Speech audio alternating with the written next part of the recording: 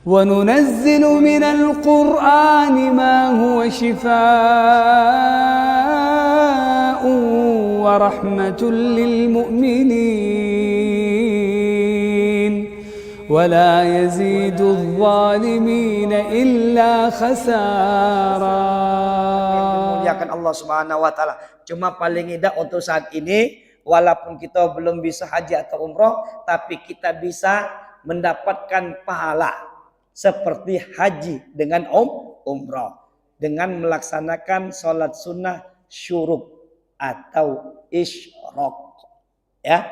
Walaupun tidak bisa setiap hari, paling tidak seminggu sekali, ya. Maka hadisnya apa? Man sholla subha fi jamaah. Siapa yang sholat subuh secara berjamaah di masjid atau di musola, summa qa'ada, lalu dia duduk. Ya, duduk ini tidak mesti di tempatnya. Intinya masih dalam musola atau masjid tadi. Ya. Yazkurullah, sambil berzikir kepada Allah. Zikir boleh dengan tasbih. Zikir itu dengarkan majelis ilmu. Zikir itu baca Quran. Itu namanya zikir. Sampai kapan? Hatta yatlu asyams. Sampai matahari terbit. Maka dikatakan syuruk. Matahari keluar, namanya syuruk. Naik matahari ke atas namanya isyraq. Ya, maka andai kata di sini waktu syuruk jam 6:04 itu berarti waktu terbitnya, bukan waktu sholatnya.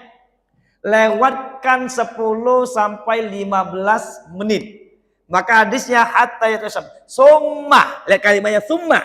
Kemudian lewatkan matahari tadi berarti 6:40. 60 berarti 6:20 atau 6 lewat, ya, inti tambahkan 15 menit atau 10 menit. 16 menit, ya. Itu baru waktu sholat isyraqnya. Bukan jam 64 tadi.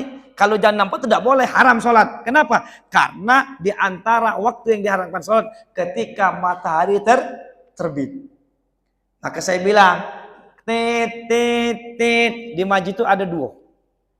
Salah satu Masjid Aqabah 2. Oh, itu waktu syuruk. Kaget 15 menit atau 10 menit berbunyi lagi. Waktu sholat isyraq. Dibuatnya begitu. Ya, dibuatnya keterangan semacam itu. Maka siapa? Ketika orang melakukan itu, kana lahu ajrun. Maka baginya pahala haji wal umroh tamma.